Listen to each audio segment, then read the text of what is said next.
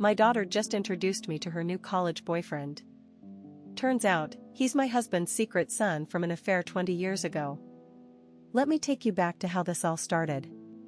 3 weeks ago, Emma came home from State University practically glowing. She'd been dating someone new for 2 months and was finally ready for us to meet him. My husband Mark seemed genuinely excited. He'd always been protective of Emma but fair with her boyfriends. His name is Jake Morrison, Emma gushed over dinner. He's pre-med, plays lacrosse, and his mom is a nurse practitioner. Oh, and he has the most amazing green eyes, just like Dad's. Mark choked on his wine.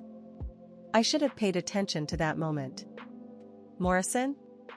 Mark asked, his voice strangely tight. Yeah, Jake Morrison. You know him? He's from Riverside, about an hour from here. Mark shook his head quickly. Common name. When do we meet this Prince Charming? Emma beamed. This Saturday. I'm making dinner for everyone. That week, Mark was off. Quiet phone calls he'd end when I entered the room. Long showers. He kept asking weird questions about Emma's boyfriend, his age, his mother's name, what he studied. Looking back, I should have known. But when you trust someone for 22 years, you explain away the signs. Saturday arrived. The doorbell rang at exactly 6 p.m. Emma bounced to the door. Mom, Dad, meet Jake. I turned around and froze. Standing in my doorway was a 20-year-old version of my husband. Same green eyes. Same crooked smile. Same dimple in his left cheek that Emma always said made her dad special. But it was Mark's reaction that made my blood run cold. He went completely white, gripping the back of his chair like he might collapse. Nice to meet you, sir, Jake said, extending his hand. Emma's told me so much about you both. Mark just stared. And in that moment, I knew. This boy was my husband's son. Are you okay, Dad? Emma asked, laughing nervously. You look like you've seen a ghost. Jake looked confused. Did I do something wrong?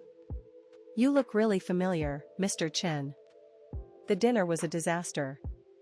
Mark barely spoke. I kept staring between him and Jake, seeing more resemblances every second, the way they both drummed their fingers when thinking, how they both tilted their heads to the left when concentrating. Emma chatted obliviously about classes and their relationship, while I felt my entire world crumbling.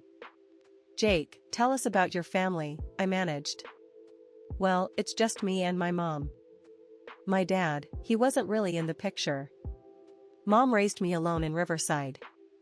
Mark excused himself to the bathroom and didn't come back for 15 minutes. After Jake and Emma left for the movies, I confronted him.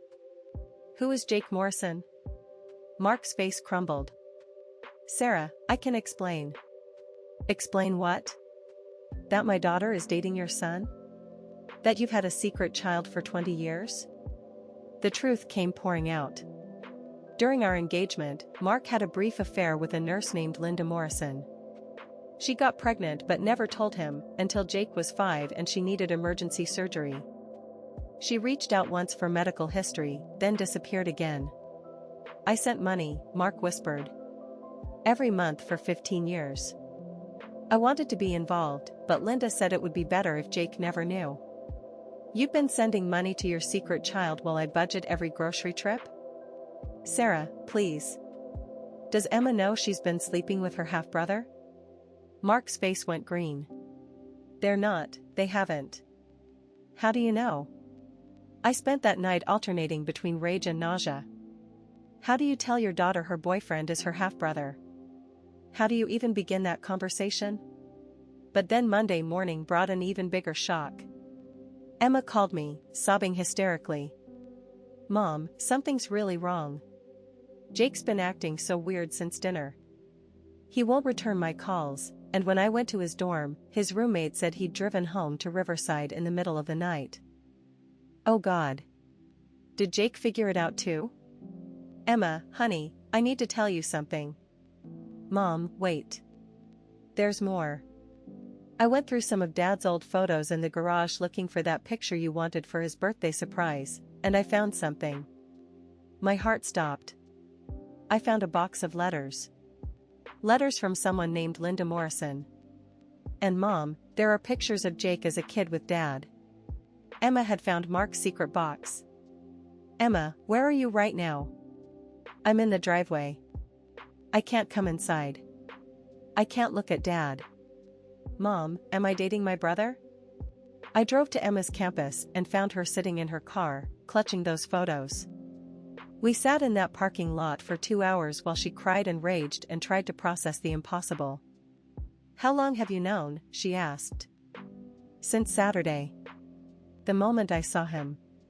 Does Jake know? I think he figured it out. That's probably why he ran. Emma was quiet for a long time.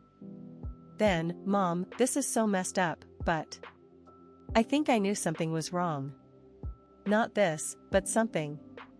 Jake and I, we have all these weird things in common. We both hate cilantro, we're both left-handed, we both have that same weird freckle pattern on our shoulders.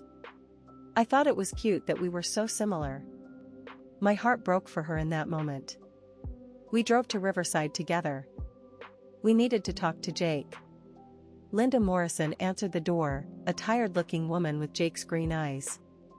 You're Mark's wife, she said quietly. I was wondering when this day would come.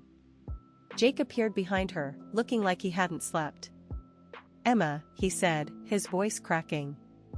I am so sorry. I had no idea. What happened next was the most emotionally intense conversation of my life. For adults trying to navigate an impossible situation. Linda explained why she'd kept Jake's paternity secret. Jake talked about always wondering about his father. Emma cried for the relationship she'd lost and the brother she'd never known she had. But here's what surprised me most, watching Emma and Jake together in this new context, I could see they genuinely cared about each other. The romantic relationship was over, obviously, but there was real love there, the kind that could transition into something beautiful and familial. I want to know my sister, Jake said finally. And I want to know my father, if he'll let me. Emma nodded. I want my brother in my life too. This is weird and horrible, but you're still important to me. Mark was waiting when we got home. He'd been crying, something I hadn't seen in 15 years. I'm sorry, he said to all of us.